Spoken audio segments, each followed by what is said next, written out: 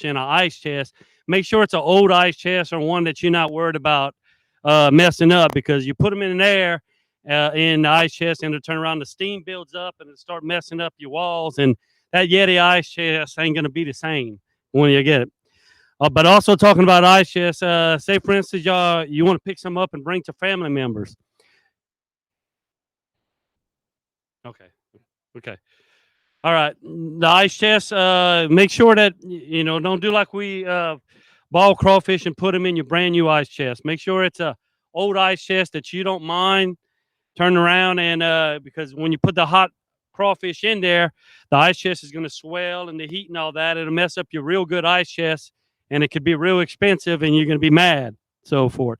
But if you're going to haul crawfish to a friend or family members out of state, or a couple days, you could take a regular ice chest like this one. You prop it up like we got here. You got to make sure you pull out the plug at the bottom here. You put the sack of crawfish in there, and you cover it with ice, and you close it. And it'll hold for 2 or 3 days that way. You just need to make sure that you got it leaning, because if you leave the water in there, what ends up happening, it'll drown the crawfish, and you're going to have dead crawfish. So, but with that said, they'll hold for 2 or 3 days. You just put ice, and then you check them later that afternoon. Add more ice until you're ready to cook. So, yeah, and also if you kind of prop the lid open, just have a crack in there. Just okay. Crawfish are an animal that need oxygen, whether they're in a crawfish pond or you have them in a sack in an ice chest or something. They need oxygen all the time. So if they're in an ice chest and water builds up, all the ice melts and water builds up and has 3 or 4 inches of water at the bottom, the crawfish will use up all the oxygen in that little bit of water, and you'll have a whole solid layer of crawfish dead in the crawfish in the ice chest. So that's one thing you want to be careful of. They will die if they're in a little bit of water and don't have enough oxygen. So drain the ice chests as you go. All right, let's talk a little bit about crawfish processing. We're going to eat these in a few minutes, but Evelyn, tell us about a crawfish processing plant, and if we want to get some peeled tail meat, should we use fresh or frozen? Tell us all about that. Okay, Mark. So, processing of crawfish has evolved through time. Back in the 90s, most of the crawfish was boiled and hot peel. Nowadays, this has evolved where most of our crawfish is processed or cooked in a line steamer, which allows a better control of the temperature during the cooking process. Actually, processors have a belt speed that they can control. Crawfish is usually cooked 4-5 minutes, and then it goes into a chill tank where the crawfish in between 10 or 15 minutes drops a temperature below 60 degrees, which is really good for safety and to expand the shelf life of the crawfish. Once the crawfish is cold, to the peeling room where it's dumped on tables where it's hand peel. um, the crawfish tail meat, depending on the time of the season, can yield from 12-13% to close to 20%, depending on the maturity of the crawfish. Once the crawfish is peeled, usually every hour, they collect this crawfish tail meat from the tables, is moved to a packing room where someone is gonna go through the tail meat, make sure that there is no pieces of shell or legs to ensure the highest quality possible. After that, the tail meat is bagged and then vacuum pack. And after that, they is dumped in a slush of water that it drops the temperature below 32 degrees to facilitate the freezing process of the crawfish tail meat. A lot of us like to buy that crawfish tail meat fresh at the store. Well, crawfish tail meat is refrigerated, the shelf life is not really too long. Depending how it was processed, it can be good just for 4 days or 6 days. So actually, the best thing to do is to purchase the crawfish frozen, and most of the plants are actually transitioning to a frozen tail meat. On the contrary, that we believe that is best fresh crawfish. It really, if the crawfish gets fresh to the store and after 3 or 4 days is not sold and then put it in the freezer, you actually are getting a lower quality of crawfish. When you at the plant, is immediately a couple of hours since it's live to peel, vacuum pack, and frozen. You are getting a fresh frozen product that you can store 6, 9 months, and you have the highest quality and safe product. Um, Okay. In the processing plants, tell us about all the regulations, health department, and to make sure that they have a clean product, from start to finish. What does a processing plant have to do? And the workers peeling crawfish. Tell us about all that. so when someone wants to cook crawfish for sale, either processors or for retail, that you go to a restaurant, they have approval from the Department of Health. And that means that they are going to be inspected and they have to comply with good manufacturing practices.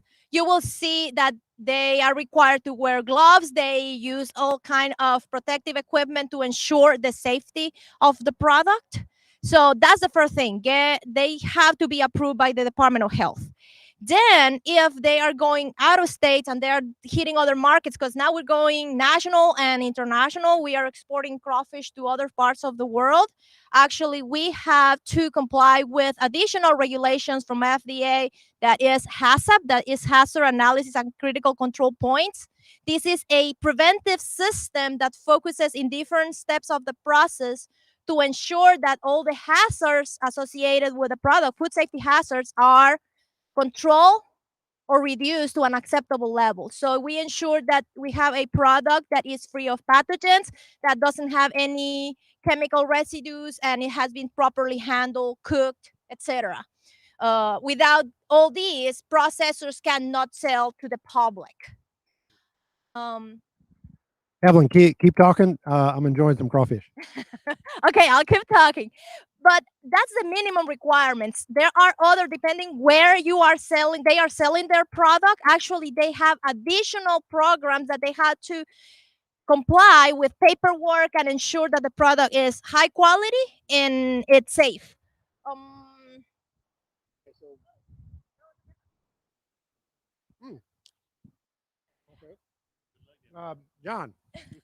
John, tell us the difference between male and female.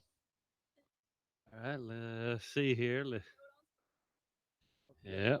One more. Come with me. Come on. Okay. Yeah. This is a female. You see this little round circle right here is a female.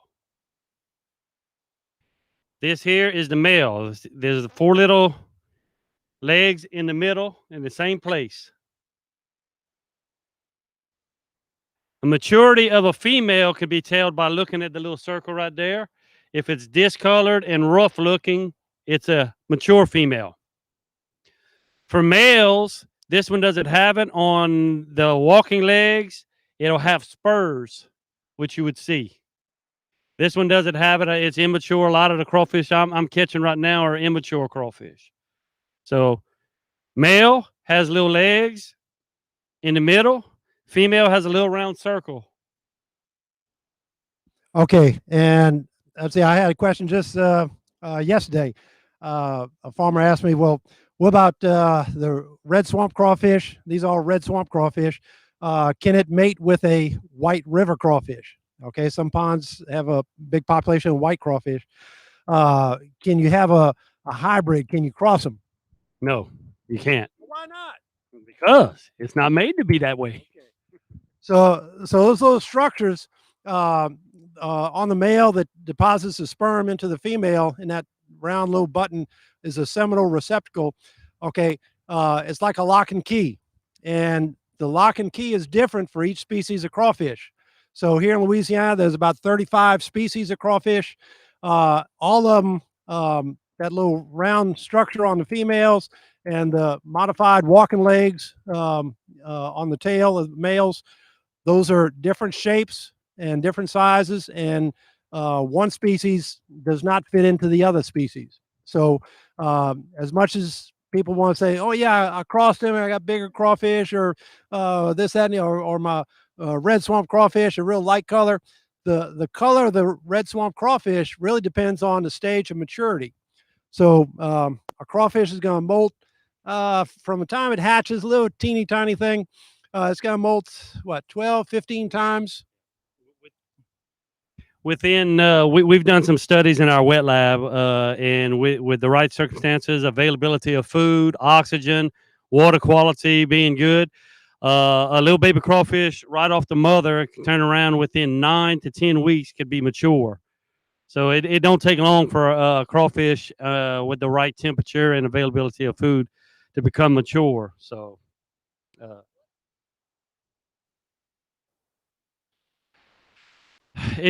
right now they're buying crawfish from us at $3 a pound. That's what it is. That's buying from us to go sell it to market.